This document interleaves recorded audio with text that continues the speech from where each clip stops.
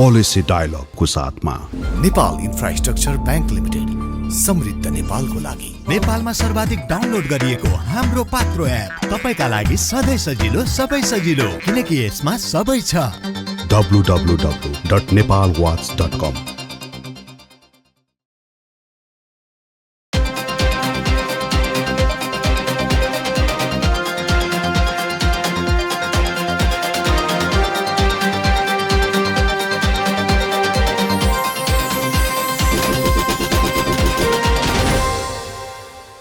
नमस्कार, पोलिसी डायलगमा यहाँलाई स्वागत छ। म विमला राई पौड्याल। नीति अनुसन्धान प्रतिष्ठानसँगको सहकार्यमा नेपाल वाच मल्टिमिडियाले सञ्चालन गरेको यो कार्यक्रम समुन्नतिको लागि नीति निर्माणको सञ्चार पैरवी अभियान हो। आजको अङ्कमा हामी पशु कल्याण, ढुवानी र यसको व्यवस्थापन गर्नका लागि बनेका नीति के कस्ता छन्, के कस्ता सुधारको आवश्यकता छ भन्ने विषयमा छलफल गर्दैछौँ। छलफलको लागि आज हामीसँग हुनुहुन्छ पशु सेवा विभागका महानिर्देशक डाक्टर उमेश दाहालज्यू। यसै गरिकन हामीसँग हुनुहुन्छ पशु कल्याणका अभियन्ता र अधिवक्ता सञ्जय अधिकारीज्यू। यहाँहरू दुवैजनालाई यो कार्यक्रममा हार्दिक स्वागत गर्छु। नमस्ते। दसैँ आइसकेको छ होइन? दसैँ आइसकेको छ। दसैँमा हामी नेपालीहरूको चाहिँ अलिकति मासुको कन्जम्सन चाहिँ हाई हुन्छ भन्छन् होइन, अलिकति बढी नै हुन्छ हामी होइन, यस्तो खालको चाहिँ हाम्रो संस्कृति नै छ भनौँ न, चाडबाड आएको छ। त्यसैले आज हामीले खाने मासु दिने पशु होइन, पशुको यहाँ व्यवस्थापन कसरी हुन्छ, पशुलाई बाहिरबाट कसरी ल्याइन्छ र हामी कस्ता खालका मासु खाँदैछौँ भन्ने विषयमा चर्चा गर्न खोजिरहेका छौँ। धेरै जसो हाम्रो बहस चाहिँ त्यो मासु हामीलाई खिलाउने पशुको कल्याणसँग सम्बन्धित हुन्छ है डाक्टर साहब। अब हामीसँग यो सम्बन्धी के कस्ता नीति नियमहरू छन् अनि अहिले अब प्र्याक्टिसमा हेर्दाखेरि चाहिँ कस्तो देखिन्छ भने नि, पशुहरू ढुवानी गर्दाखेरि धेरै जसो मासुको खपत चाहिँ काठमाडौँमा देखिन्छ होइन। अब काठमाडौँमा पशु चाहिँ विभिन्न ठाउँबाट आइरहेका हुन्छन्, तिनीहरूलाई ल्याउने तरिका चाहिँ एकदमै दुःखदायी, एकदमै पीडादायी तरिकाहरू भएको चाहिँ हामीलाई लाग्छ कि। त्यो विषयमा सानो भिडियो पनि बनाएका छन्, हामी त्यो भिडियोलाई पहिला हेर्छौँ। तराईका गाउँ-गाउँदेखि बस पार्कमा भेला पार्दैदेखि राँगा भैँसीलाई दाना पानी दिन बन्द गरिन्छ। भोक र प्यासले आलस तालस परेका यी अमुक प्राणीहरूलाई छिटो हिँडाउन भनेर पिटेको देख्नु भयो भने तपाईको मन झरङ्ग भएर आउनेछ।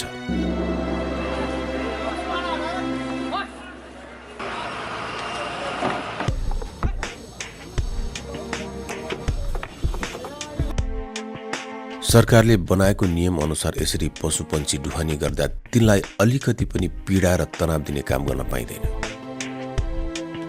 तर यी निर्दोष चौपायालाई असाध्यै शास्ति दिइन्छ।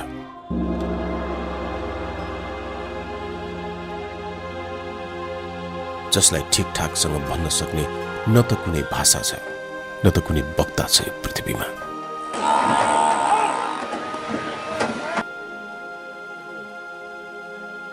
यी चौपायाले पाउने कुल पीडाको यो सुरुवात मात्रै हो। हरेकको नाक छेडेर निकालेको डोरी ट्रकको डन्डीमा बेसरी बाँधिएको हुन्छ। दुखेको तोडमा बस्ला रे भनेर पुच्छर पनि उसै गरी कसिएको हुन्छ।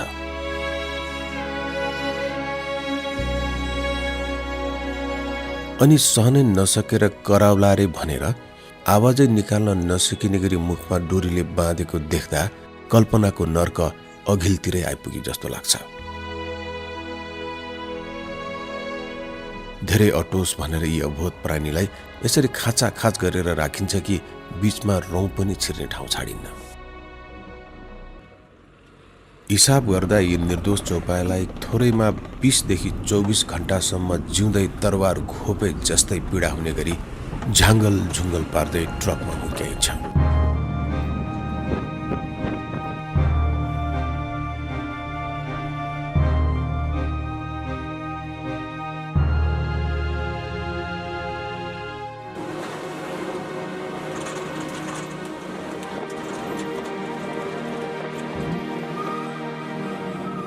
बीचबीचमा थाकेर बस्न खोज्नेलाई यसरी लट्ठीको वर्षा हुने गर्छ।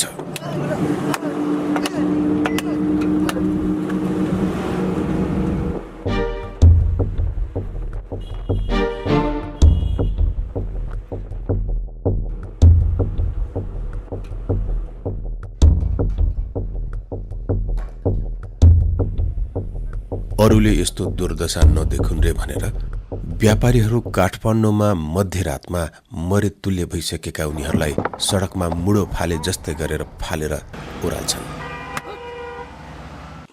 डाक्टर साहब, अहिले हामीले यो भिडियो हेऱ्यौँ, यसमा त राँगा र भैँसीहरूको ढुवानी गरेको देखायो। अब हामीले काठमाडौँमा बिहान बेलुकै हेरिराखेका छौँ, 20-25वटा कुखुरा मोटरसाइकलमा राखेर दुईतिर झुन्ड्याएर पनि ढुवानी गरेको देखिन्छ। अत्यन्तै पीडादायी दर्दनाक दृश्यहरू देखिन्छ। यो हेर्दाखेरि त मासु नै नखाउँ जस्तो पनि लाग्छ। कस्तो खालको मासु हामीले खाइरहेका छौँ, कसलाई कति पीडा दिएका छौँ जस्तो पनि लाग्छ। हाम्रो ऐन पनि छ होइन, हामीसँग चाहिँ पशु कल्याण निर्देशिका 2074 पनि बनेको छ। त्यसले के भन्छ? यस्तै गरेर ढुवानी गर्ने भन्छ कि त्यो ऐनको र त्यो पशु कल्याण निर्देशिकाको अवस्था के छ? यो पशु कल्याण सम्बन्धी अभ्यासहरू हामीले 2055 सालदेखि नै सुरुवात गरेका थियौँ। थोरै पृष्ठभूमि भन्छ। 2055 सालमा हामीले पशु स्वास्थ्य तथा पशु सेवा ऐन, समग्र पशु सेवाको छाता ऐन भन्छौँ, हामी त्यो ऐन बनायौँ र त्यसको यहाँबाट तुरन्तै छापामा बनाएर कार्यान्वयनमा ल्यायौँ। त्यसै गरी अहिले पशु वधशाला तथा मासु जाँच ऐन छ। यो कतिपय महानगर, उपमहानगर अथवा भनौँ समग्र धेरै स्थानीय तहमा यो मासु गर्ने पशुहरूको चाहिँ यो किसिमको कारुणिक तवरले चाहिँ ट्रान्सपोर्टेसन अथवा ढुवानी हुनु हुँदैन भन्ने किसिमको चाहिँ ऐन चाहिँ छ। ऐन छ। ऐनलाई कार्यान्वयन गर्नको लागि पहल हुँदैछ। म हजुर एकैछिनमा त्यसमा आउँछु। त्यस पछाडि जुन पशु स्वास्थ्य तथा पशु सेवा ऐनकै हामीले दफा 27मा पशुप्रति निर्दयी व्यवहार गर्नुहुन्न भनेर 55 सालमा आज 25 वर्ष भयो होइन। त्यसमा पशु कल्याण समिति बनाउने परिकल्पना गरेका थियो त्यति बेला। अहिले समिति कार्यान्वयनमा छ। पशु कल्याण समिति छ जसको अध्यक्षता महानिर्देशकले गर्ने व्यवस्था र त्यो समितिमा चाहिँ अरू व्यवस्थाहरू पनि छ, जस्तै अन्य गृह प्रशासन सामान्य भनौँ अन्तको चाहिँ पशु कल्याणसँग आबद्ध भएका सङ्घ संस्थाहरू पनि प्रतिनिधित्व रहने व्यवस्था छ। र निकै समय यो आइडल बस्यो, तर अहिले भर्खरै वास्तवमा यो समिति चाहिँ यो चाहिँ फङ्सनल भइसकिआएको छ र अन्य मन्त्रालयको सरकारवाला मन्त्रालयको सहभागिताको लागि मन्त्रालयले पत्र जारी गरेको छ। उहाँहरू आउने बित्तिकै हामी चाहिँ समग्र यो अहिलेसम्मको अवस्था चाहिँ विश्लेषण गरिकन अरू पनि डेभलपमेन्ट भएको छ। म आउँदैछु त्यो त्यसरी जाने विचारमा चाहिँ म आफै अध्यक्ष भएको समिति भनेर त्यसरी अगाडि बढ्ने क्रममा छ। हजुर त्यो भने त्यस पछाडि आएर हामी 2064 सालमा जस्तै ढुवानीका कुरा भर्खरै हामीले हेर्न पायौँ। पशु ढुवानी मापदण्ड भयो। ढुवानीको मापदण्डमा पनि केही प्रावधानहरू चाहिँ थुप्रै प्रावधानहरू चाहिँ यातना ढुवानीको मापदण्ड फलो गरे जस्तो त देखियो होइन। केही सुधार पनि भएको छ। म हजुरलाई एकैछिनमा आउँछु। पशु ढुवानी मापदण्ड 2064मा आयो। कार्यान्वयनमा हामी सबैको वास्तवमा पशु सेवा विभाग मात्र भएन, पशु सेवा विभागका अन्तर्गत कार्यालयहरू, सरकारवाला सबै र गृह प्रशासन सबैको यो कार्यान्वयनमा सहयोग चाहिन्छ होइन। अहिले चाहिँ हाम्रो चाहिँ यो आर्तनाद तरिकाले अथवा बडो दयनीय तवरले बर्बरतापूर्वक चाहिँ तवरले चाहिँ ढुवानी भएको हेर्न पाऊँ। एक किसिमले ढुवानी गर्नुपर्छ भने त्यो मापदण्डमा लेखिएको छैन। यो मापदण्डमा त सबै पशुको लागि यातना नदिकन ढुवानी ढुवानी गर्नुपर्छ र हरेक पशु कति पशु त्यो चाहिँ ढुवानीका साधन कति अड्छन् त। जस्तै ठुला गाई भैँसीलाई कति चाहिँ विशेष गरी मासुको लागि भन्ने हो भने त भैँसी राँगा कति अड्छन् होइन। त्यसपछि खसी बोका कति अड्छ, ती पनि छुट्टै ढुवानी गर्नुपर्ने हुन्छ होइन। कुखुराको लागि पनि छुट्टै व्यवस्था छ भने चाहिँ ढुवानीका साधनमा सबैको एउटा चाहिँ यति राख्ने भन्ने चाहिँ यो अनुसार गर्नुपर्छ। अहिले त्यो धेरै ढुवानीको मापदण्ड आइसकेपछि कार्यान्वयनमा आएको छ। विमला मैले हजुरलाई जो पनि भन्ने गर्छु। अब कतिपय अवस्थामा चाहिँ यस्ता चाहिँ सजायको भागीदार अहिलेका चाहिँ सजायको भागीदार हुने गलत गर्नेलाई चाहिँ कसुर गर्नेलाई हामीले कारबाही पनि गर्नुपर्छ। हामी एकदम अनुगमन गरिराखेको अवस्था छ त। र त्यसपछि आएर हजुरको पशु कल्याणकै हिसाबले हेर्ने हो भनेदेखि म अलिकति कानुनी र नीतिगत तहमा आउँदाखेरि चाहिँ 2073 सालमा निकै यो त ढुवानी मापदण्ड सबै ल्यायौँ। तैपनि हाम्रो कार्यान्वयनमा हामी अब कार्यक्रम लेभलमै गयौँ। त्यसपछि पशु कार्यक्रममै राखेर चाहिँ यो ढुवानी भनौँ न यो पशु कल्याणका मापदण्ड अपनाएर पशु र पशुजन्य उत्पादनहरू चाहिँ आम उपभोक्तालाई स्वच्छ तवरले पुर्याउने उद्देश्य त विभागको रहन्छ नि त। त्यो हिसाबले पशु कल्याण निर्देशिका 2073मा आयो भनेदेखि यी सबै मैले भनेको अभ्यास हुँदाहुँदै अहिले आएर के हो भने समग्र सबै कुरो हेर्दाखेरि बिचमा मुलुकी अपराध संहिता ऐनले पनि केही बोलेको छ भने चाहिँ अहिले आएर चाहिँ हामी पशु कल्याण विधेयक तर्जुमाको क्रममा छ। यो विधेयक एउटा पार्ट पशु ढुवानी हुनसक्छ।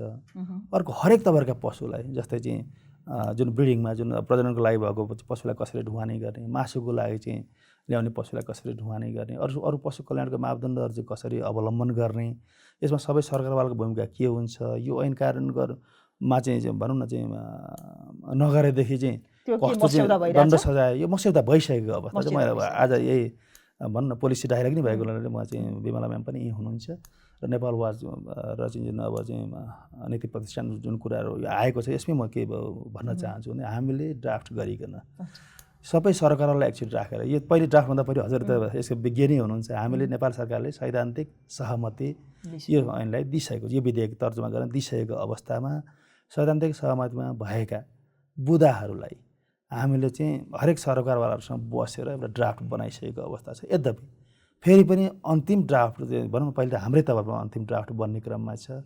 हामीले मात्र यहाँ चाहिँ मन्त्रालय र हाम्रो यहाँका सरकारवालाहरू बसेर बनाउँछौँ।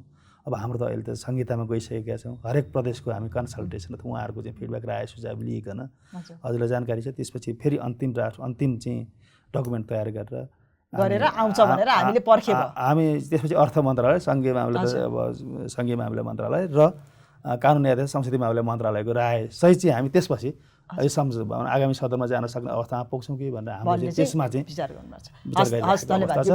र यी कुराहरू जुन गर्नुभयो यसरी चाहिँ पशु ढुवानी गर्नु चाहिँ गलत हो। यो गलत हो। यसरी ढुवानी गर्नु हुँदैन र यसको अनुगमनको लागि मैले अलिकति यसमा जोडेँ। यसमा हाम्रो चाहिँ जस्तै सीमा नाकामा चाहिँ हाम्रो क्वारेन्टाइन कार्यालयहरू छन्। हामी आन्तरिक पशु क्वारेन्टाइन कार्यालय पनि छन्। क्वारेन्टाइनमा यी सबै गतिविधिहरू ढुवानी मापदण्ड नभएका कुराहरू चाहिँ लागू भएको छ कि छैन भन्ने कुरा आन्तरिक क्वारेन्टाइनले हेर्दछ। हेरे जस्तो त लागेन नि त। होइन यो त हजुरको चाहिँ योभन्दा पहिले नै वास्तवमा चाहिँ निर्देशिका आउनुभन्दा पहिलेकै पनि हुनसक्छ म्याडम, किनभने सुधार भएको छ। सुधार भएका विषयवस्तु पनि ल्याउनुपर्छ। विभागको एक्लो प्रयास मात्र हुँदैन, सबैको सहयोग चाहिन्छ भन्ने पनि भन्नु। हस्, धन्यवाद। म अहिले अब सञ्जयजीसँग जान्छु।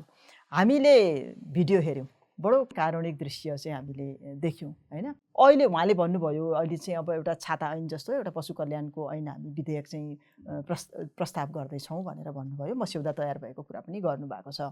अहिले भइराखेको विद्यमान नीति निर्देशिका मापदण्ड यो नपुगेको हो? यसलाई यसरी हेर्नु पर्ला। मैले जस्तै अब यो भनिराख्दाखेरि मेरो उद्देश्य चाहिँ म पहिले एकदम क्लियर हुन्छु होइन, किनभने सरकारी निकायमा काम गर्नलाई आफ्नै कठिनाइ छ। ब्युरोक्रेसीको एउटा रेड ट्यापिजमदेखि लिएर धेरैवटा आफ्ना समस्याहरू पनि छन्। तथापि के हो भन्दाखेरि म अदालतमा बहस गर्दाखेरि पनि यही एउटा प्रश्न आएको थियो। म ठ्याक्कै त्यही अहिले मेरो दिमागमा निर्देशकज्यूले भनिराख्दाखेरि त्यो दिमागमा आइरहेको थियो।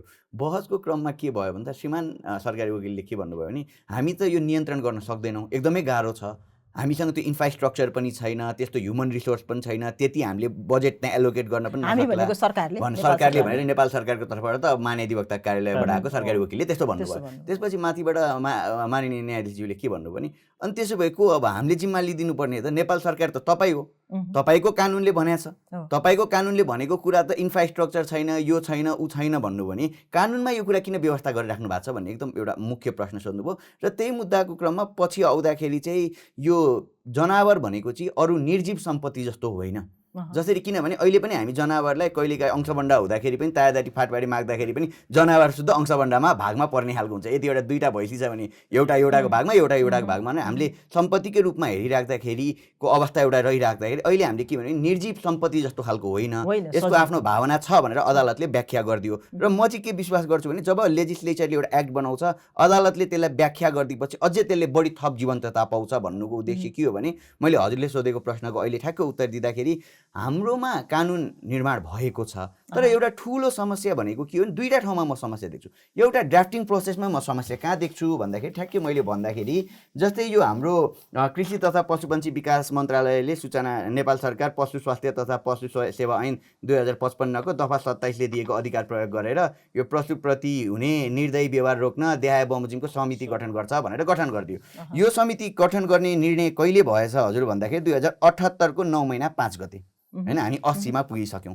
अब यो समितिमा को हुँदैन? महानिर्देशक पशु सेवा विभाग, प्रतिनिधि, यस्तै गर्दै गरेर पशु कल्याण क्षेत्रमा उल्लेखनीय योगदान पुर्याएको व्यक्ति मध्येबाट मन्त्रालयले तोकेको प्रतिनिधि 1 जना, पशुप्रति हुने निर्दय व्यवहार निरुत्साहन गर्न प्रदेश तथा उच्च यस्तो गर्दै अर्को चाहिँ पशु कल्याण सम्बन्धी विषयमा जनचेतना अभिवृद्धि गर्न सरकारी तथा गैर सरकारी सङ्घ संस्था तथा नागरिक समाजको सहकार्य गर्ने यस्तो गरेर यसले एउटा म्यान्डेट पनि तोक्यो र एउटा समिति पनि तोक्यो। अब यहाँ अहिले प्रब्लम के देखिरहेछ? व्यवहारमा यो समिति पनि फर्म भयो, अब ड्राफ्टिङको प्रोसेसमा पनि छ। तर के हो भन्दाखेरि हामीले एउटा स्याडो एक्ट पनि बनाएर विभागलाई पनि पेश गरेको छ, मन्त्रालयमा पनि पशु कल्याण सम्बन्धी नै। र यहाँले अहिले विवाद के हो भन्दाखेरि पहिला सुरु भएको कानुनको हकमा एउटा कुरा गर्दा सर्टेनिटी छैन, निश्चयता छैन र स्थिरता छैन। उदाहरणको लागि कहाँ भन्दाखेरि 25,000 रुपियाँ होइन 5,000 1,000 रुपियाँ जरिवाना होस्, तर त्यो निश्चित मैले जरिवानाको म दण्डित हुन्छु भन्ने मान्छेमा त्यो पर्छ भने जुनै पनि कानुनले काम गर्छ। उदाहरणको लागि हजुर यो थापाथलीबाट सिंहदरबार आउने बेलामा हामी यो ट्राफिकहरू एकदमै कुरेर बसिराख्नु भएको हुन्छ र त्यो लेन क्रस गर्न साथ ट्राफिकले झ्याप्पै पक्रिहाल्छ। अच्छा धेरै जरिवाना पनि होइन, 1000 रुपियाँ जरिवाना मान्छेलाई पकड्न चाहिँ सक्नुहुन्छ होइन, 1000 रुपियाँ जरिवाना हुन्छ होइन। तर मान्छे त्यो लेन अब क्रस गर्दैन, किनकि उसको दिमागमा के छ भने मैले यो लेन क्रस गर्नु स्योर मैले 1000 रुपियाँ तिर्छु। अरू ठाउँमा हामी लेन क्रस गर्छौँ तर त्यहाँ चाहिँ लेन क्रस गर्दैन, किनभने त्यहाँ निश्चयता छ। हाम्रो कानुनको एउटा ठुलो समस्या भनेको चाहिँ कहाँ देख्छु म as a lawyer as an activist भन्दा हाम्रोमा त्यो निश्चयता भइरहेको खालको स्थिति छैन। होइन म एउटालाई फोन गरेर छुटिहाल्छु नि, भनेपछि कानुनको परिपालना राम्रो निश्चयता भएन भनेको दण्डमा निश्चयता नभएको कारणले गर्दा यो भिडियोको एउटा त्यो रूप देख्यौँ हामीले। किनभने यदि यो मापदण्ड पालना हुँदैन भनेर हामीले देख्न साथ 20,000 रुपियाँ 25,000 रुपियाँ जति जरिवाना हाल्यो त्यो जरिवाना गराउन साथ चाहिँ के हुन्छ भने भोलिबाट तर्सेर होइन 25,000 भने इट्स अ ह्युज अमाउन्ट होइन, त्यो तिर्नुपर्छ भन्न साथ एउटा अवस्था त्यो छ। सञ्जयजी मलाई एउटा भन्न मन लागेको चाहिँ यो भिडियो हामीले हेऱ्यौँ, यो भिडियोको दृश्य हामीले सधैँ देखिराखेकै हो। डिजी साहबले अघि भन्नुभयो अवस्था अलिकति सुधार पनि हुँदैछ भनेर। यो समिति पनि बनेको रहेछ, 2 वर्ष अगाडि प्रपोज गरेको समिति भर्खरै चाहिँ बल्ल कार्यान्वयनमा आउला कि जस्तो बुझियो, आउँदैछ भनेर बुझियो होइन। अवस्थामा सुधार भएको हो केही? यस्तो हजुर, यो त कस्तो भने हामीले केही पनि नगरिकन चुप लाएर बसे पनि समयले आफै त्यो चेन्ज चाहिँ समयले आफै पनि लिएर आउँछ, त्यसै पनि सुधार हुन्छ। र अर्को कुरा चाहिँ के हो भन्दाखेरि अहिले पछिल्लो क्रममा म फेरि यो भन्दाखेरि के भनिरहेको छैन भने सिभिल सोसाइटी भने म चाहिँ के बुझ्छु भने it's just a gap filler. हामी सरकारको कि कुनै पनि ब्युरोक्रेसीको कस्तो ग्याप फिलर जवाफदेही बनाउने पनि मैले त्यही भन्न खोजेको, रिप्लेस गर्नको लागि होइन कि हामी ग्याप फिलर हौँ र यस्ता खालका देखिएका जुन समस्याहरू छ त्यो समस्यालाई उजागर गरिदिने खालको एन्टिटीको रूपमा रहन्छ। र हल्ले भनेको जस्तो समस्या समाधान भएको कहिले भन्दाखेरि जब हामी यसो तात्तिन्छौँ दसैँको बिचमा यस्तो यस्तो बिचमा चाहिँ झट्ट समस्या समाधान भएको जस्तो देखिन्छ। तर नर्मल बेलामा यो फेरि हाम्रो कसैको पनि प्रब्लम भन्दा पनि it's our mindset every time. नेपालीको बानी मासु हामी वर्षभरि खान्छौँ, नियमन चाहिँ विशेष गरिकन दसैँका बेलामा, किन भन्दाखेरि हामी के बुझ्छौँ भने डिमान्ड चाहिँ यतिखेर हाई हुन्छ। तर काठमाडौँ जस्तो जहाँनिर अहिले एक हिसाबले मान्छे मासु एक दिन मात्रै खाने खालको कल्चर बसेन, एभ्री डे मासु कन्ज्युम गर्ने खालको कल्चरले गर्दा डिमान्ड यसै हाई छ। तर हामी के गरिरहेको छौँ भने एउटा समय आएपछि चाहिँ अब चाहिँ लागि पर्नुपर्छ भने बढी लाग्छ। चाडबाडको बेलामा अलि सुधार भएको जस्तो देखिन्छ, अरू बेला चाहिँ वास्ता हुँदैन देखिन्छ र हामीबाट धेरै मेहनत पनि अलिक बढी हुन्छ। हामीतिर अलिकति म थप्छु त्यसमा। स्वाभाविक रूपमा चाडबाडमा बढी पशुहरू भित्रिन्छन्, बढी बध पनि हुन्छ, खाने परम्परा बढ्छ, जसले गर्दाखेरि त्यसमा अलिक इन्टेन्सिफाई हाम्रो चाहिँ चाहिँ अलिक बढी भयो। हजुरलाई मैले भनौँ आज चाहिँ अहिलेदेखि हामी नवमीसम्म पनि जुन चाहिँ भनौँ घटे सदस्य नवमीसम्म चाहिँ अलिक बढी चाहिँ मैले किन जोडेँ 11-12वटा स्थानमा हाम्रा पशु चिकित्सक वरिष्ठ पशु चिकित्सक प्राविधिक टोलीहरूले अहिले पनि बिहान बेलुका अनुगमन गर्नुपर्छ। यी हाम्रो उद्देश्य के भन्दाखेरि उपभोक्तालाई स्वच्छ मासु प्रदान गर्ने। तर जनता त काठमाडौँमा मात्रै पनि हुनुहुन्न, देशभरि हुनुहुन्छ। हामीले त्यो पनि हेरेका छौँ र बाहिरको लागि चाहिँ प्रादेशिक निकाय र हाम्रा संरचना भएसम्म ल यस्तो एवेरनेसका कुराहरू चाहिँ दसैँमा त बढी गर्नैपर्छ। तर हजुर अहिले उहाँको कुरामा अलिकति थप्छु, हाम्रो थ्रु आउट द इयर सधैँभरि हामीले गर्नुपर्ने कामहरू गरेका हुन्छ। अहिले चाहिँ के भनेदेखि अभियानमुखी रूपमा चाहिँ अहिले बढी नै आएको, अभियानमुखी रूपमा मात्रै कार्यक्रम सञ्चालन यो बढी देखिएको यहाँहरू देख्नुहुन्छ। अहिले चाहिँ हरेक बजारमा जानुभयो भनेदेखि पशु सेवाका साथीहरूले यो पशुहरूलाई चाहिँ भनौँ हरियो रङ लगाएर यो चाहिँ राम्रो खानको योग्य छ अथवा चाहिँ रातो रङ लगाएर यो अयोग्य छ अथवा यसलाई उपचार गर्नुपर्छ अथवा यसको चाहिँ नमुना परीक्षण गरेर हाम्रो प्रयोगशालामा लगेर हामी चेक जाँच गर्ने अवस्थाहरू गरिरहनु भएको छ। हामीसँग चाहिँ नागढुङ्गामा चाहिँ पशु क्वारेन्टाइन आन्तरिक पशु क्वारेन्टाइन कार्यालय छ, त्यहाँ सबै पशुहरू चाहिँ हेरेर सुपरभाइजरको व्यवस्था पनि गरेको छ होइन र बाटोमा चेक गर्ने। जसरी हामीले ट्राफिकले स्पिड बढी भयो भने बाटोमा चेक गरिराखेका हुन्छ होइन, धेरै मान्छे खाँदेर लग्यो छतमा राख्यो भनेदेखि चेक गरिराखेका हुन्छ। अनि हामीले चाहिँ त्यो ट्रकमा त्यस्तो बाँधेर ल्याइराख्दाखेरि त्यो चेक गर्ने मान्छे हुँदैन। यो सबै मैले अघि नै भने हजुरले चाहिँ अघि देख्नुभयो त सधैँ यो सबैतिर छैन भन्ने पहिले मैले त्यहाँबाट सुरुवात गरेँ। अहिले हेर्दाखेरि हामीसँग जस्तै चाहिँ यो रोड नाकाबाट चाहिँ भनौँ न भित्रिने चाहिँ पशुहरूमा हेर्ने हो भनेदेखि हामी चितवनको चाहिँ रामनगर बाटो अर्को त चाहिँ रामनगरमा हाम्रो चाहिँ आन्तरिक पशु क्वारेन्टाइन कार्यालय छ। उसले हरेक पशुहरू चाहिँ जहाँबाट पशु भन्दा नै ढुवानीका साधनहरू जो छन् त्यसको अवस्था के छ उसले त्यहाँ एक्सेस गरी त्यहाँ हेरिकन सबै परीक्षण गरेर त्यहाँ प्रमाणपत्र जारी गरेपछि मात्रै यता आउँछ। अब मान्छे व्यापारी सबै ठाउँमा त हाम्रो पशुका संरचना छैन नि। यसमा त्यसरी त भन्छु यो चाहिँ ऐन नियमले कार्यान्वयनको लागि गृह प्रशासनहरू र सबैको साथ सहयोग चाहिन्छ। हाम्रो जनशक्तिले पुग्दैन। हाम्रो जनशक्ति अभियस एकदमै हामी त अहिले संहितामा अझ सानो चाहिँ संरचना भएर गएका छौँ। तर चाहिँ सङ्घीय सरकारको एकल अधिकार सूचीमा क्वारेन्टाइन छ र क्वारेन्टाइनले हामीले चाहिँ एकदम चाहिँ भनौँ त्यसको सुधार गर्दै अगाडि बढाएका छौँ। अब त्यहाँबाट आयो भनेपछि अब पोखरा नाका उताबाट पनि आउन सक्छन्, मुङलिनबाट भनेपछि हाम्रो चाहिँ उहाँ नागरिकमा पनि अर्को चाहिँ यो नियमन ढुवानी सम्बन्धी नियमन गर्ने अधिकार क्षेत्र चाहिँ हजुरहरूको सङ्घीयमा चाहिँ अब एकल अधिकार भनेर राख्यो क्वारेन्टाइनको होइन, तर ढुवानी सम्बन्धी नियमन गर्ने, स्थानीय नियम बनाउने, वधशालालाई नियमन गर्ने, स्थानीय नियम बनाउने अधिकार त स्थानीय तह र प्रदेशको पनि होला एकदम स्वाभाविक रूपमा। अनि हामीले सङ्घीय सरकारले त्यहाँ पनि त अलिकति सहयोग गर्नु पर्ला। स्वाभाविक रूपमा क्वारेन्टाइन भनेपछि सीमामा बढी हुन्छ भनेर चाहिँ सीमाका मामलाहरू चाहिँ अध्ययन र विश्लेषण र डिल गर्नको लागि सङ्घीय सरकारमा रहनै पर्छ, दुई मात्रै भएन। यद्यपि प्रदेशहरूले आफ्नो हिसाबले आन्तरिक क्वारेन्टाइन कार्यालय राख्न र स्थापित गरेर चाहिँ स्वच्छ पशु र पशुजन्य पदार्थ पठाउनको लागि त प्रदेशलाई छुट छ नि, प्रदेश सरकारलाई छुट, यसमा समस्या भएन। जहाँसम्म पशु पशुपालन र मासु जाँच ऐन 2055मा आयो, नियमावली 57मा आयो, कार्यान्वयनमा हामीले हेटुनामा चाहिँ अभ्यास गरेका थियौँ, खासै हजुरलाई थाहा छ त्यति अगाडि बढ्न सकेन। यद्यपि अहिले हामीले महानगर उपमहानगरपालिका अथवा जुन जुन इच्छुक महानगर उपमहानगरपालिका एटलिस्ट सुरुवात चाहिँ गरौँ र अन्त चाहिँ जुन जुन नर्मल इच्छुक हुनुहुन्छ त्यहाँ चाहिँ हामीले गर्नुपर्ने हो। जस्तै यहाँ फेरि हजुरले हजुरले हामी सहकारी गरिरह हजुरलाई भन्नुपर्छ पशुदेखि नि बित्तिकै सबै पशु विभागको दायित्वभित्र रहँदैन, हाम्रो पनि सीमित संरचना भएको अवस्था छ। त्यसैले गर्दाखेरि हजुरले चाहिँ पशुपछाड मासु जाँच ऐन हेरी भनौँ हामीले सरस्वती सबैले हेऱ्यौँ भनेदेखि यसमा स्थानीय तहको अहम भूमिका हुन्छ, पशुलाई कहाँ राख्ने के गर्ने भन्ने। तर त्यसमा स्थानीय तहसँग सबै जनशक्ति हुँदैन, मासु निरीक्षक, मासु सुपरविवेचक, अरू त्यसलाई चाहिँ विधिवत घोषणा गर्ने, राजपत्रमा सूचना प्रकाशन गर्ने, यी सबै समन्वय गर्ने जिम्मेवारी चाहिँ पशु विभागको रहन्छ। र यसमा हामीले अहिले पनि विशेष गरी चाहिँ महानगरपालिकाहरूमा चाहिँ यो ऐन चाहिँ ऐन र नियमले कार्यान्वयन गर्न सुरुवात गरौँ भनेर अगाडि बढेका छौँ होइन। तर मस्यौदा बनेको अब यो त मस्यौदा हैन, यो त सैद्धान्तिक सहमति भएको, यो मैले ऐनको कुरा गर्दैछु, कल्याणको कुरा, सैद्धान्तिक सहमति भएको चाहिँ 1 वर्ष भइसकिसक्यो, हामी अहिले पनि मस्यौदाकै चरणमा छौँ, कति धेरै पशुहरूले दुःख पाइसके, यो कहिले आउँछ संसदमा? यो संसदमा अब मैले हजुरलाई भन्नुपर्छ हाम्रो माननीय मन्त्रीज्यू र श्रीमान सचिवको पनि यसमा चाहिँ चाँडोभन्दा चाँडो अर्को सदनमा यो जानुपर्छ, आउँदो हिउँदे सदनमा जाने भन्ने किसिमले चाहिँ भनेपछि हामीले यो चाहिँ आउँदो सदनमा गएर जानुपर्छ भन्ने किसिमले हामी चाहिँ पशु विभाग र हाम्रो मन्त्रालय पनि लागेको अवस्था भनिन्छ। नमस्ते, म पारस खड्का। हामी कसैले पनि पशुपन्छीहरूप्रति निर्दयी व्यवहार नगरौँ। आफ्नो घरपालुवा पशुपन्छीलाई आवश्यक आहार, वासस्थान, स्वास्थ्य सेवा, स्वतन्त्रता र माया प्रदान गरौँ। पशु कल्याण स्थापनाको लागि पशुपन्छीहरूलाई सबै किसिमका दुर्व्यवहारबाट मुक्त गरी भयरहित वातावरण सुनिश्चित गरौँ। धन्यवाद।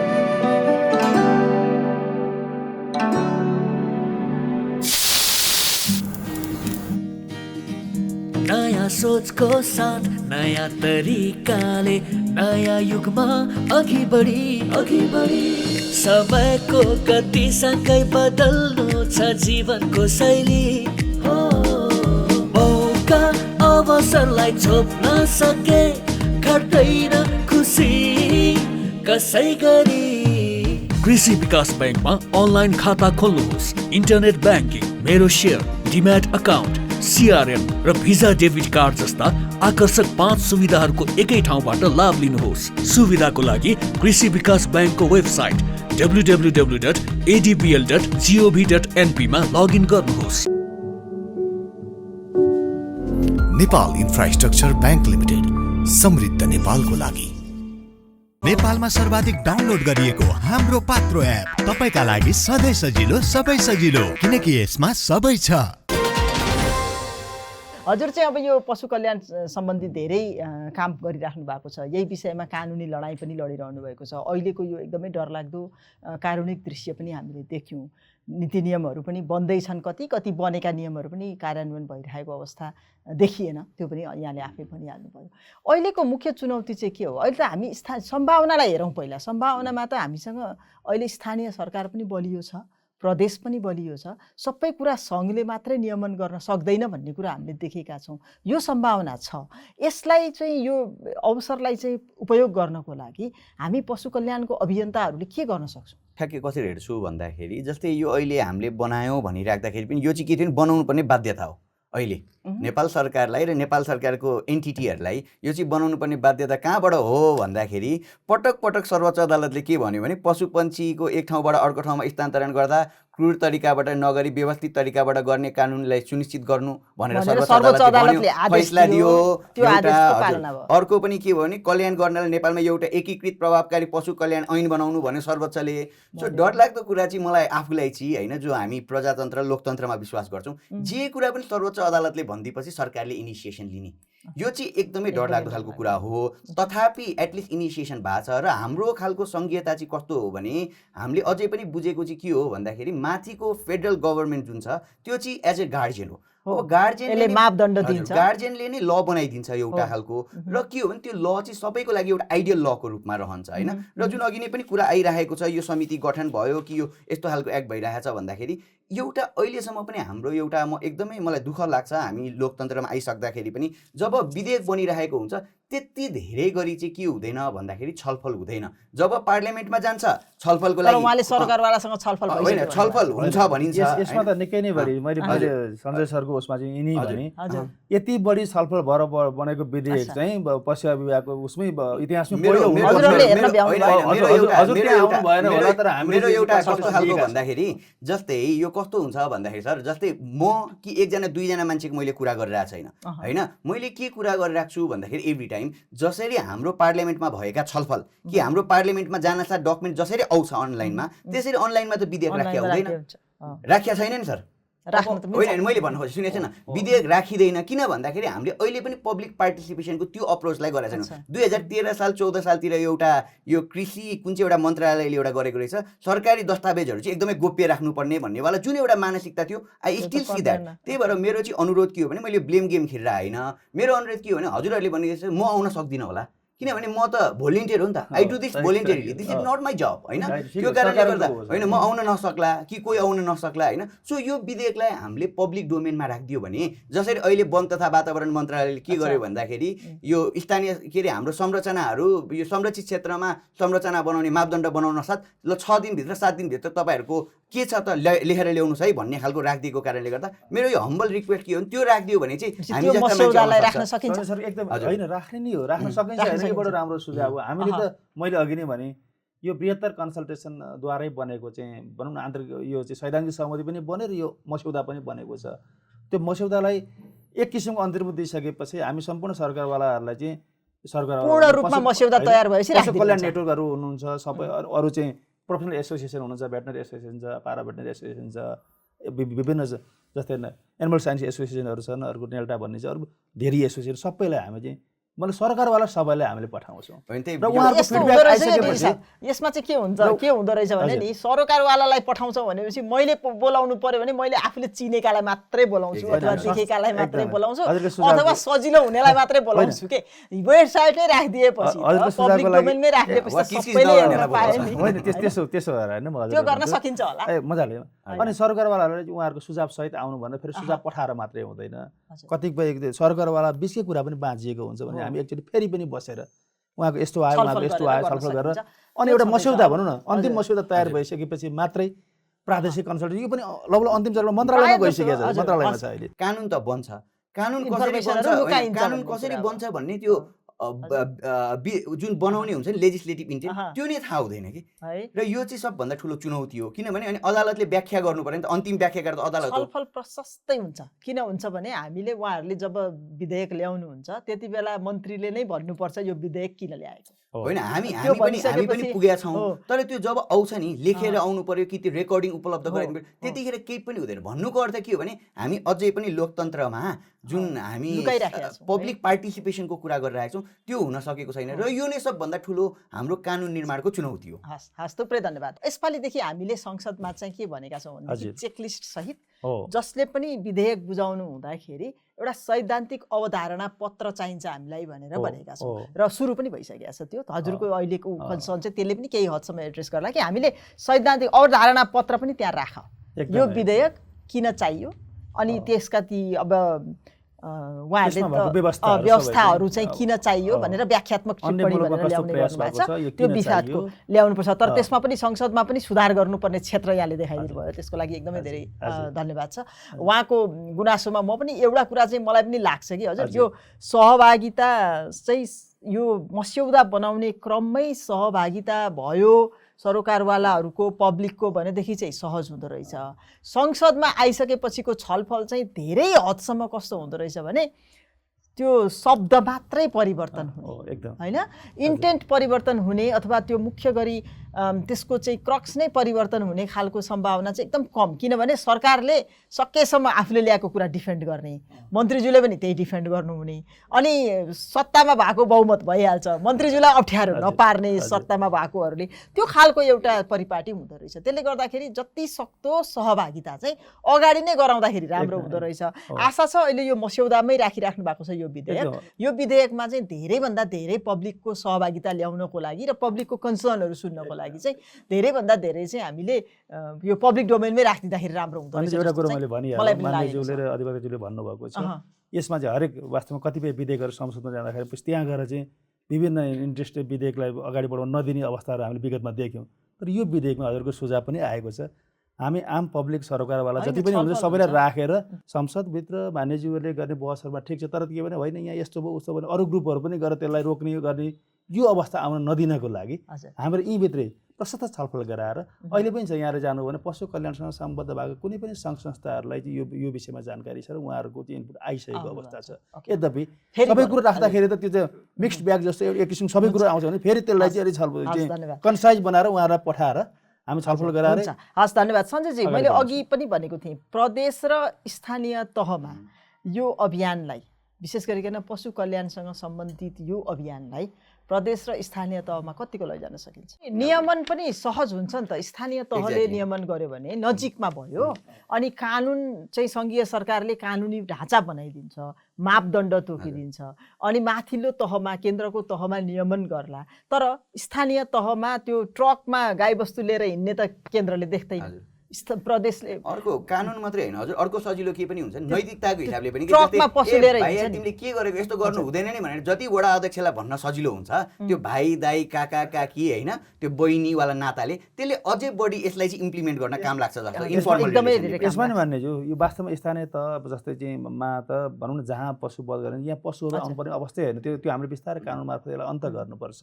पशु वधशाला तथा मासु जाँच ऐन चाहिँ विशेष गरी स्थानीय तहको सक्रियता भयो भनेदेखि र हामीसँग प्राविधिक जनशक्ति छ, मासु निर्देशक मासु सुपरवेक्षक तोक्न सक्ने सबै आधारहरू पशु विभागसँग छ, नियम कानुनले दिएको छ र हामी गर्न सक्छौँ। हजुरलाई मैले सानो उदाहरण दिउँ, कुनै पनि पशु वस्तु कसरी भित्रिन्छ हजुर हेरिसक्नु भएको छ, यो भित्रिँदाखेरि करिब करिब 60-70% मात्रै 60 भनौँ न पशु हेरेर 55 देखि 65% मात्रै मासु हुन्छ, बाँकी होइन 30-35% सबै फोहोरी सबै कुरो यहाँ आउँछ। पशु त्यस्तो कारुणिक तवरले भित्रिनु पर्ने अनावश्यक पशु नल्याउँदाखेरि पनि हुन्छ नि होइन। मैले त्यही त भने त्यसको लागि त ऐन कार्यान्वयन गरेर फ्रोजन भनौँ न चाहिँ एकदम चाहिँ फ्रोजन मासु र राम्रो स्वच्छ सफा मासु खाने र मासु नै ल्याउनु पर्ने अवस्था भयो भनेदेखि हामीसँग भइसकेको चाहिँ पशु वधशाला तथा मासु जाँच ऐन नै छ।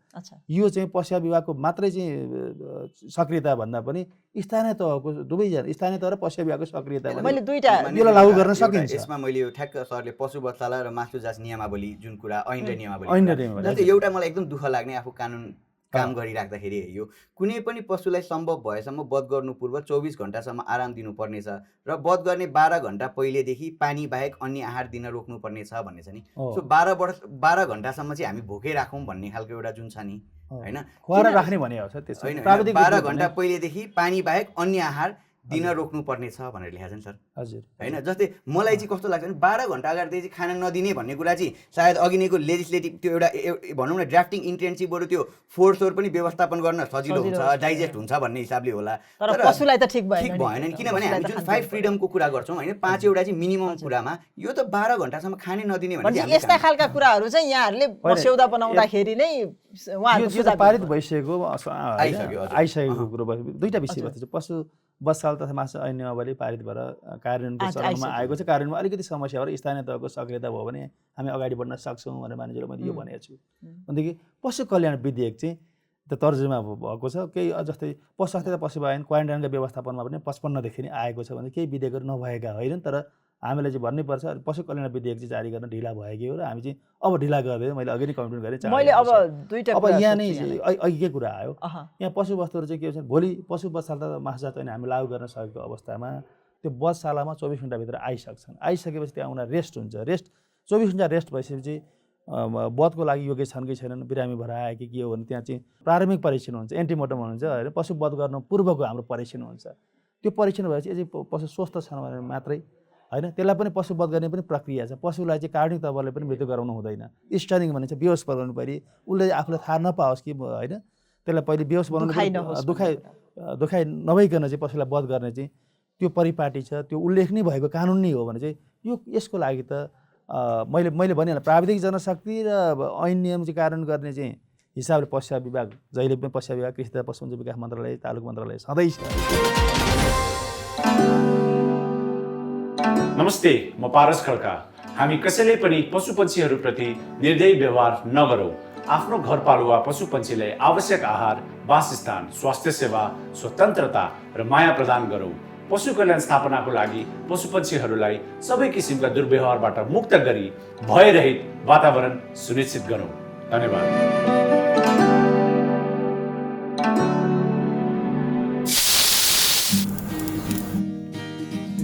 नयाँ सोचको साथ नयाँ तरिकाले नयाँ युगमा अघि बढी समयको गतिसँगै बदल्नु छ जीवनको शैली। मौका अवसरलाई छोप्न सके घट्दैन खुसी कसै गरी।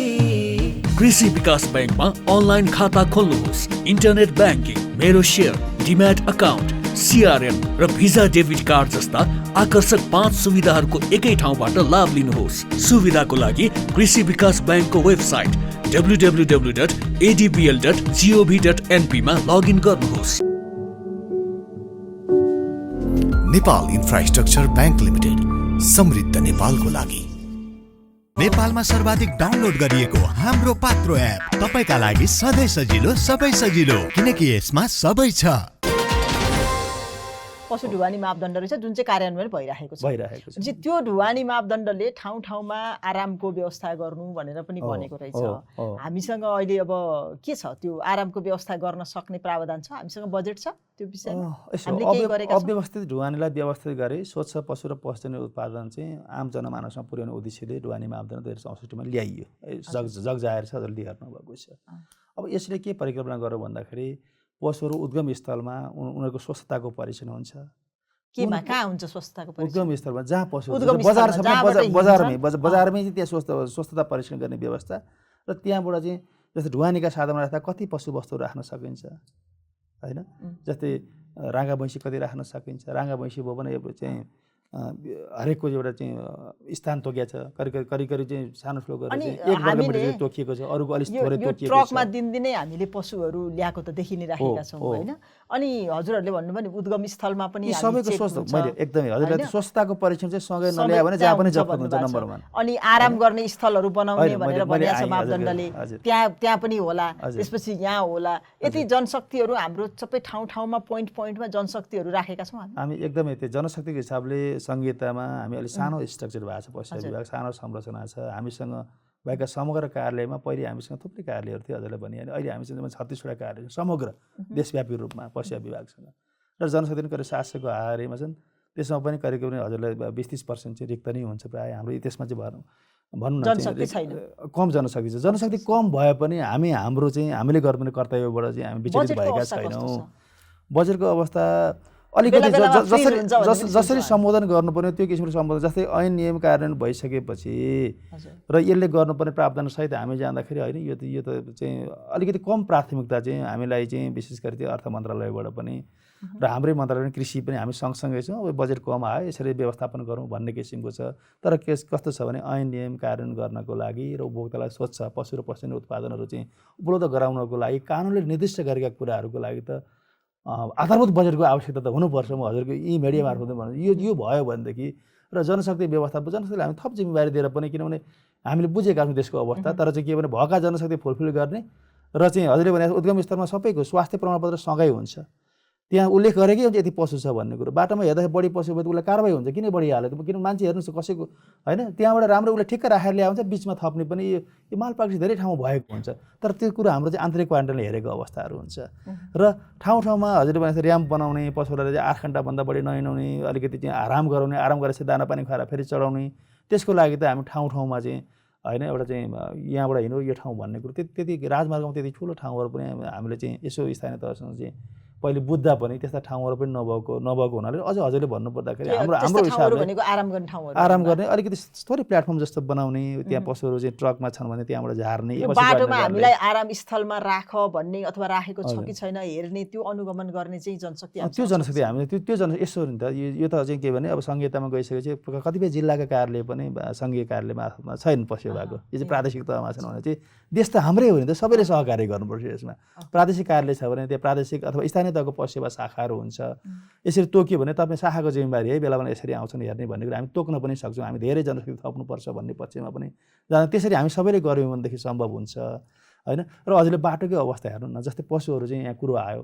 बाँदर ल्यायो भनिन्छ बाँध्नु त कस्तो भने रगत आउने गरी यो सिङमा पुछारमा यसरी बाँध्नु चाहिँ कदापि हुँदैन कारुणिक तवरले त्यसरी ल्याउनु हुँदैन त्यहाँदेखि पशु हामीले भने बुझ्दैन यतिकै राखिदिनु भने झन् थोप्रिन्छ त्यसलाई भनेपछि उसलाई यात्रा नहुने किसिमले गर्दा चाहिँ बाँध्न सकिने प्रावधान पनि ढुवानीमा आउँदैन ढुवानी गर्ने छुट्टै खालको साधन पनि हुन्छ एकदमै हजुर त्यो ढुवानी गर्ने साधनमा चाहिँ यसो हो ढुवानी गर्ने साधनलाई अब हामीले चाहिँ यो परिकल्पना यो मापदण्ड लागू गरिरहँदाखेरि र समय सापेक्ष चाहिँ सुधार गर्नको लागि यो चाहिँ यी पशुको ढुवानीको लागि यस्ता साधनहरू भन्ने कुरो नआएका होइन अब यसमा चाहिँ त्यो ढुवानीका साधन चाहिँ कि चाहिँ हामीले नै एउटा चाहिँ व्यवस्थापन गरेर यहाँ यसरी आउँछ भनेर चाहिँ व्यवस्थापन गर्न सक्ने राज्य संयन्त्र हुनु पर्यो कि चाहिँ जहाँ जहाँ हुन्छन् त्यसलाई अलिकति चाहिँ के भनेदेखि अरू रेफ्रिजरेटर भ्यान जसरी बेला बेला हामी अनुदान पनि दिएका हुन्छौँ नि त किन्नको लागि त्यो दियो भने निर्दिष्ट मापदण्ड अनुसार ढुवानीको साधन र त्यसमा पशुबस्तु ल्याउने अवस्था भयो भनेदेखि यो चाहिँ अन्त गर्न सकिन्छ अहिले केही बाख्राहरूको लागि चाहिँ एउटा हेफर प्रोजेक्ट इन्टरनेसनलको सहयोगमा यो सुरुवात चाहिँ भएको छ हुँदै नभएको होइन म्याडम होइन भएको छ तर यो पर्याप्त छ तर हजुरलाई मैले के निवेदन गरौँ भने यसरी पशु वध गर्ने पशुहरूको किनभने यो चाहिँ प्रजननको लागि ल्याउने दुध उत्पादनको लागि ल्याउने पशुहरू त एक दुईवटा ल्याउँछन् त्यसमा समस्या भएन वध गर्ने पशु जो चाहिँ यसरी खाँदिएर आउने चाहिँ अवस्था छ यसको अन्तको लागि चाहिँ हामीले पशु बस्साला त माछा यो ढुवानीको साधनले भित्र ल्याउने तर भित्र ल्याउनु पनि पर्दैन भन्छु म त वास्तवमा चाहिँ बधशाला नै स्थापना गरेर मासु चाहिँ ढुवानी गर्नु उपयोग किन विदेशी जहाँ पनि हजुर जानुहुन्छ अन्त पनि यो अभ्यासहरू चाहिँ किन यहाँ ल्याएर मैले भने नि 35-40 व्यवस्थापन किन गर्नु यो हामी चाहिँ जस्तै चाहिँ चितवन हुनसक्छ अथवा चाहिँ धादिङ हुनसक्छ काभ्रे हुनसक्छ यो योजना यसको लागि त पशु बधशाला तथा मासु जाँच ऐन कानुनमा ल्याउनुपर्छ अधिकारीले भनिसक्नु भएको छ यसको लागि हामीले स्थानीय तहसँग चाहिँ सहकार्य गर्दैछौँ स्थानीय तहलाई खबर पनि पठाएको छ हामी बसौँ महासङ्घहरू स्थानीय तहको सबै आउन सक्नु महासङ्घ एउटा प्रतिनिधिको रूपमा चाहिँ ल यो कसरी कार्यान्वयन गर्ने भने उहाँलाई राखेर कमसेकम उहाँहरूले चाहिँ आफ्नो संरचना बनाउनु त पर्यो नि त्यसको लागि ठाउँमा बधशालाहरू बनाउने त्यहाँबाट फ्रोजन मासु चाहिँ भित्रिने बडो राम्रो चाहिँ एकदम फ्रोजन मासु के हो भनेदेखि हेर्नुहोस् न त्यो बधशालामा के व्यवस्था हुन्छ भनेदेखि पशु आउनु पूर्व पनि परीक्षण गर्ने व्यवस्था हुन्छ मासु चाहिँ वध गरिरहँदा पनि वास्तवमा भित्र केही विकृति छ कि भने परीक्षण गर्ने वध गर्ने बेला पनि परीक्षण हुन्छ र वध गरिसकेपछि भएको मासुमा पनि पोस्टमार्टम एक्जामिनेसन हुन्छ त्यहाँ मासुमा पनि परीक्षण छाप लाउने व्यवस्था भएको यो मासु खान योग्य छ भने छाप लाउने व्यवस्था भए चाहिँ उपभोक्तालाई पनि ढुक्क साथ खान पाउने व्यवस्था हुन्छ त्यो कार्यान्वयन गर्नको लागि हामीलाई यदि यो ठाउँमा पशु बधशाला राख्ने र त्यहाँबाट मासु चाहिँ त्यहाँ वध गरेर त्यसपछि काठमाडौँ ल्याउने अथवा ठुल्ठुला सहरहरूमा लैजाने भन्ने कुरा जुन भन्नुभयो त्यसले त रोजगारी स्थानीय रोजगारीका कुरा पनि गर्यो फोहोर व्यवस्थापनको कुरा पनि गर्यो होइन तर त्यसलाई कार्यान्वयन गर्नको लागि के अप्ठ्यारो छ र अहिले किनभने हामीसँग ऐन त छ ऐन छ ऐन कार्यान्वयन गर्न चाहिँ के भने विशेष गरी स्थानीय तहले त्यो बधशाला निर्माणको लागि अगाडि बढाउनुपर्छ भन्नु पर्यो बधशालाको एउटा सर्टेन स्थानीय तहले नै गर्नु चाहिन्छ स्थानीय तहले गर्नुपर्छ बरु सहकारमा गरौँ भने यहाँ सँगै सरकारले पनि कसरी गर्नु पहल त हामीले लिनु पर्यो होला पहल त हामीले त प्राविधिक पहल त एकदम गरेकै छौँ यो ऐन कार्यान्वयन गरी ऐन आइसकेपछि सबै नेपाल सरकार सबैले गर्नुपर्छ र मुख्य पहल चाहिँ स्वाभाविक रूपमा पशु सेवा विभागले गर्नुपर्छ तर स्थानीय तहले आवश्यक संरचना बनाउने त र म यसरी स्थानीय तहको पनि प्लानिङ त हुनु पर्यो नि यसो गर्छु भनेर स्थानीय तह हेटुनामा नभएको होइन भने हेटुनामा हामी चाहिँ सुरुवात गरेर पनि त्यहाँ बन्द भयो भने चाहिँ हामीसँग पहिले त संयन्त्र हुनु पर्यो पशु बधशाला नै रहनु पर्यो त्यो बधशालाको अपरेसन कसरी गर्ने यो चाहिँ प्राविधिक जनशक्ति कसरी व्यवस्थापन गर्ने यी सबै व्यवस्थापनको लागि चाहिँ पशु सेवा विभाग चाहिँ एकदम जहिले पनि सँगै भनौँ हामी तयार छौँ र हामीसँग चाहिँ त्यस्ता तालिम प्राप्त सम्पूर्ण जनशक्ति विशेष मासुकै क्षेत्रमा चाहिँ विज्ञता हासिल गर्नुभएका सुपरिवेशक सर म्याडमहरू हुनुहुन्छ भनेपछि स्थानीय तहले अग्रसरता भएर गर्ने हो भने समस्या जस्तै काठमाडौँमा पनि यति धेरै सङ्ख्यामा भनौँ न मात्रामा मासु आउँछ भनेको हजुरले यो तथ्याङ्कमा अघि मैले पनि भने त्यसलाई चाहिँ हामीले चाहिँ मासुको रूपमा ल्याउनु सक्यौँ भने यसरी चाहिँ कारुणिक रूपले चाहिँ आउनुपर्ने पशुहरू आउनुपर्ने अवस्था पनि अन्त हुनुभयो स्वच्छ मासु पनि आउने भयो भने चाहिँ पशु कल्याणका प्रावधान पनि लागू हुने भयो, उपभोक्ताले स्वच्छ मासु खाने पनि पाउने अधिकारहरू चाहिँ सुनिश्चितता हुने भयो। हस्, अरूको लागि धन्यवाद। गर्ने होइन कि हामी सबैको लागि गर्ने हो भन्न हो खोजेँ। हस् धन्यवाद हजुर। हजुर तपाईँले के भन्न खोजिराख्नु भएको छ? जस्तै मैले भने होइन, यो जब कानुन बन्छ नि, यो चाहिँ अब कस्तो होइन, कविता जस्तो होइन, मलाई मन लाग्यो म गाइदिउँला, वाचन गरिदिउँला, मन लागेन गरौँला भन्ने, यो चाहिँ बाध्यात्मकारी हुन्छ पहिला कुरा होइन। र अर्को कुरा भने स्थानीय सरकार सञ्चालन ऐन 2074 मा आयो होइन, एउटा कार्यकाल सकिएर बिदा पनि भइसक्नु भयो होइन। अहिले पनि हामी यो क्रममा छौँ भन्दाखेरि अबको 10 वर्षपछि पनि हामी क्रममै हुन्छौँ। जबसम्म के हो भने दुईटा कुराले काम गर्छ, एउटा इन्सेन्टिभ, एउटा स्याङ्सन होइन। मान्छेलाई इन्सेन्टिभ दिने होला किनभने उनीहरूको लागि त्यो पेसा व्यवसाय होला र उनीहरूलाई बरु अलिकति इन्सेन्टिभ दिएर यसलाई क्रुएल्टी कसरी घटाउने होला। तर राज्यको निकायले अब मुनिको निकायले तेर्दैन भने चाहिँ दण्डित गर्ने प्रक्रियामा जानुपर्छ। भनेको के हो भने एउटा नेमिङ एन्ड सेमिङको कुरा हुन्छ जो हामी जस्ता मान्छेले गर्छौँ एज एन एक्टिभिस्ट। हामी भन्छौँ ठाडै तपाईँ मेयर साहब हुनुभयो तर तपाईँको कारणले गर्दाखेरि मेरो घर छेउमा एउटा खसी म्या गरेर कराको कराई गरेर काटिएको मैले हेरिरहनु परेछ। मेरो सम्मानपूर्वक बाँच्न पाउने हक जुन धारा 16 ले सुनिश्चित गरेछ कहाँ छ? सो मैले भन्न खोजेको कुरा पहिला के हो भने स्थानीय सरकार सञ्चालन ऐन जब बन्यो त्यतिखेर महानगरपालिका बनाउँदाखेरि एउटा मापदण्ड चाहिँ के राख्दैछ भने इन्डिकेटर्स अफ मेट्रोपोलिटन सिटी, त्यहाँनिर चाहिँ एउटा पशु बत्साला हुनुपर्छ भन्ने त मापदण्डमै छ नि त। भनेको त अहिले पशु बत्साला नभएको ठाउँ त महानगरपालिकै होइन कानुनी रूपमा। अब जो मेयर साहबहरू उपमेयर साहबहरू म चाहिँ महानगरको मेयर उपमेयर भन्नुहुन्छ उहाँहरू त हो कि होइन भने डाउट गर्नुपर्ने कुरा भयो। त्यो त मिलेन, त्यहाँ मापदण्ड क्राइटेरिया त मिलेन नि त। एउटा त्यहाँनिरको कुरा हजुर। अर्को हामीले नै भन्न पर्यो त्यो तपाईहरुको मापदण्डमा त्यो छैन भनेर। उहाँहरूले पनि यस्तो रहेछ कसरी गर्ने भनेर सहकार्य भनेको पनि स्थानीय सरकार पनि स्वायत्त छ। तर चाहिँ यस्ता कामहरू भनेको त हामी चाहिँ मलाई अर्को लागेको नि यो एकदम राम्रो कुरा उठाउनु भयो तपाईले कि महानगरपालिका हुनको लागि एउटा मापदण्ड एउटा सूचक चाहिँ पशु वत्साला हो भने पशु वत्साला नभएकोलाई महानगरपालिका भन्ने कि नभन्ने भनेर बहस पनि छेड्नु पर्ने कुरा चाहिँ देखियो। मलाई यो सँगसँगै नि अलिकति अब यस्तो धेरै दुःख दिएर ढुवानी गरेर भोकै राखेर कुटेर पिटेर चाहिँ हामीले मासु बनाउँछौँ, मासु उत्पादन गर्छौँ र त्यसपछि चाहिँ उपभोक्तामा बेच्छौँ। त्यो मासु राम्रो हुन्छ, स्वस्थ हुन्छ? यस्तो उपभोक्ताले कसरी बुझ्ने? त्यसले मासुको म हजुरसँग नै आउँछु अहिले, तर हजुरलाई कस्तो लाग्छ त्यो मासुको मेरो क्वालिटीमा? एक्सपर्टिज नभएको कारणले गर्दा म साइन्टिफिकली भन्दा लिगली चाहिँ कहाँ भन्छु भन्दाखेरि हजुरलाई दुईटा पार्टमा, एउटा राइट एन्ड ड्युटीको पर्सपेक्टिभबाट कोही मासु खान त उहाँलाई स्वतन्त्रता छ होइन, धारा 17 ले दिएको स्वतन्त्रताको हक अन्तर्गत मासु त खान पाउनु भयो, त्यसमा विमति रहेन। तर जसले अधिकारको प्रयोग गर्छ त्यसले दायित्वको परिपालना गर्नुपर्छ भन्ने एकदम बेसिक कन्सेप्ट हो। Right always comes with duty होइन।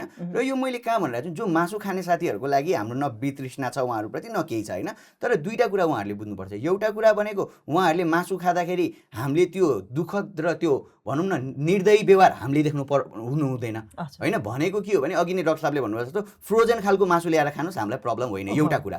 अर्को कुरा भनेको उहाँहरूले खाइरहेको मासु हाम्रो चिन्ताको विषय हो किनकि हामी फेरि पब्लिक इन्ट्रेस्ट लिटिगेटर हौँ र हामी जनावरको मात्रै कुरा गरेर उहाँहरूको पनि कुरा गर्नुहोस्। कन्ज्युमर राइटको हिसाबले अस्ति भर्खर हिजो 2 दिन अगाडि हिमालले एउटा न्युज निकाल्यो कि प्रयोगै नहुनुपर्ने डक्टरले अन्तिम यो ब्रह्मास्त्रको रूपमा प्रयोग गर्ने खालका दबाईहरू चाहिँ हाम्रो यो जुन खाने खालका भनौँ न यो अहिले जुन फार्मिङ वाला खालको एनिमलहरू छ उनीहरूको चाहिँ वेट बढाउनेदेखि लिएर अरू कुराको लागि प्रयोग भइरहेको छ भनेर हिमालले विथ बिल फेरि त्यो एकदमै साइन्टिफिकली यो चाहिँ ब्यान गरेको। त्यो भनेको पालेकोमा जस्तो कुखुराहरू हामीले पाल्छौँ कुखुराहरूमा लगाइदिने र हाम्रै कानुनले पनि भन्छ कति समयसम्म यो युज गरेका कुराहरू केमिकलहरू युज गरेपछि मार्केटमा पठाउनु नहुने भन्ने कुरा होइन। अब यहाँ अर्को एउटा समस्या के एउटा हामी नखाने मान्छेको लागि त एउटा कुरा हामीले त्यो एकदमै दुःखदायी दृश्य देख्नु नपरोस् भन्ने हो हाम्रो हकमा। त्यसले हामीलाई मेन्टल टर्चर दिन्छ भन्ने कुरा हो किनकि धारा 16 हाम्रो हकमा सुनिश्चित छ। उहाँले आफ्नो अधिकार प्रयोग गर्दा मेरो नाकमा हान्न पाउनुहुन्न भन्ने हाम्रो बुझाइ हो एउटा पार्टमा। अर्को कुरा उहाँहरूको पक्षबाट पनि फेरि किनभने मेरो बुवा मेरो आमा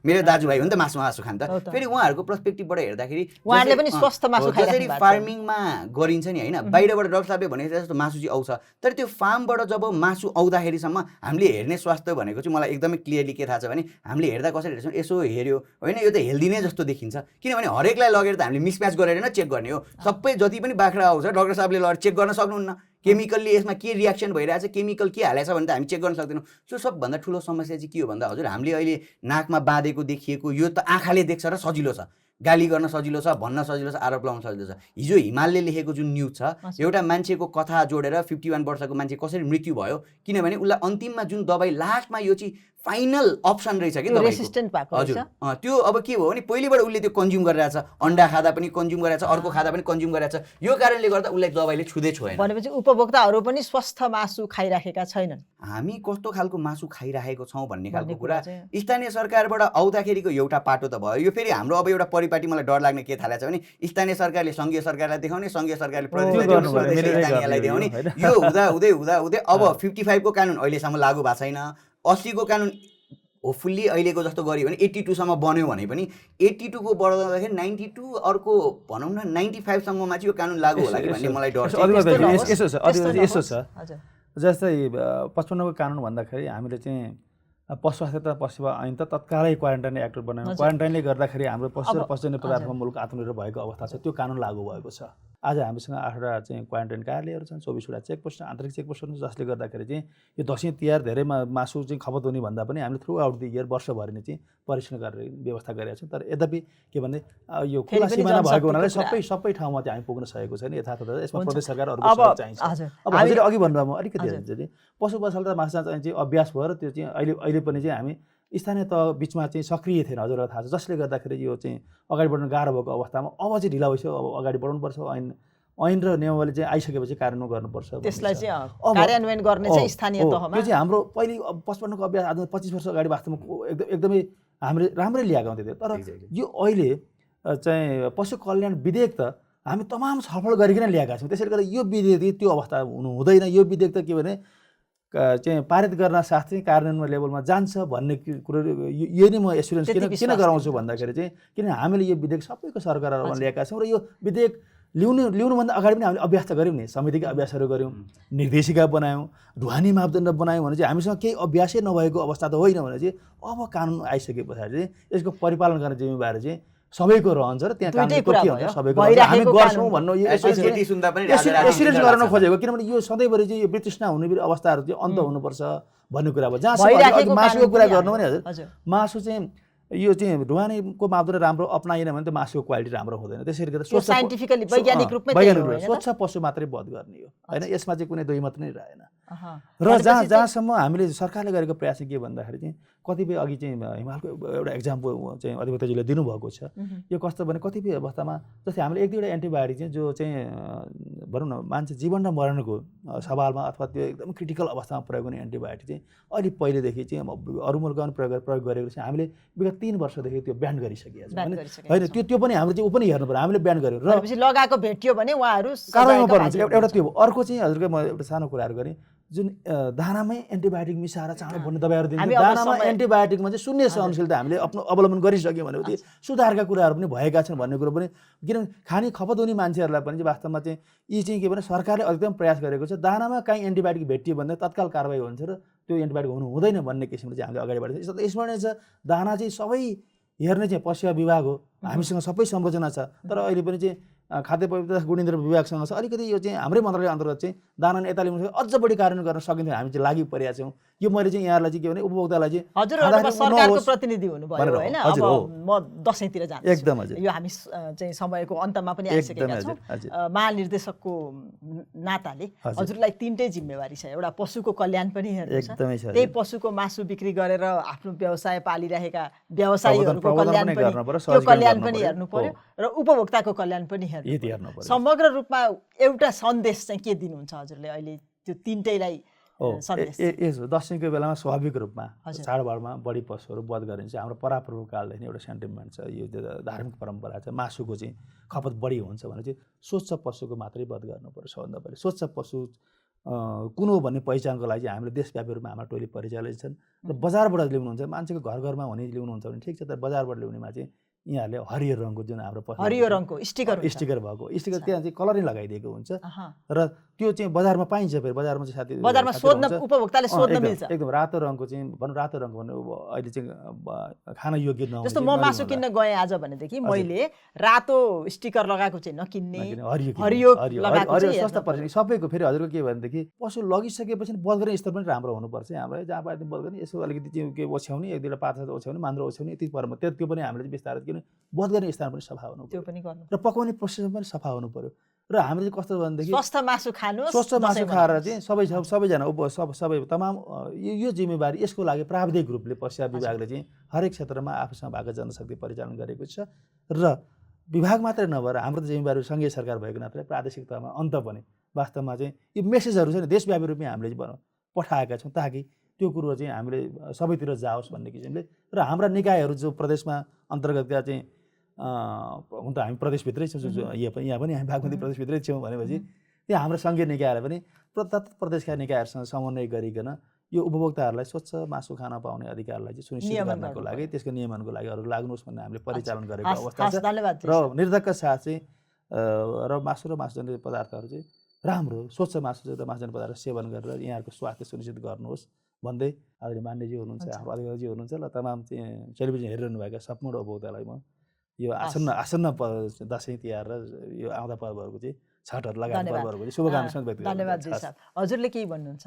एज अ लयर जब आइन्छ होइन, जब हामी कुरा गरिन्छ ब्युरोक्रेसीमा हुनुहुने साथीहरूलाई चाहिँ कहिलेकाहीँ डिमोटिभेट भएको फिल हुन्छ होइन। किन भन्दाखेरि हामीले भनेको कुरा कहिलेकाहीँ कस्तो उहाँहरूलाई के लाग्छ नि एकदम अव्यवहारिक कुरा गर्यो जस्तो लाग्छ होइन। तर हामीले भनेको कुरा अझै म एज अ लयर भनेको कुरा चाहिँ के हो, मैले भनेको कुरा होइन होइन। सम्मानित हजुरले अहिले सरकारलाई भन्नुपर्ने चाहिँ एउटै सेन्टेन्स के हो भन्दाखेरि एउटा कुरा त धन्यवाद जुन काम गरिरहनु भएको छ, किनकि उहाँहरूको पनि दसैँ हो, दसैँमा पनि काम गरिरहनु भएको छ। सो ब्युरोक्रेसी र एक्टिभिस्टको साथीहरू जो मिलेर काम गरिरहनु भएको छ धन्यवाद। र अर्को कुरा भनेको के भने कानुन भन्ने कुरा चाहिँ सरकारको लागि इफ बट भन्ने कुरा हुँदैन, लागु हुनुपर्छ।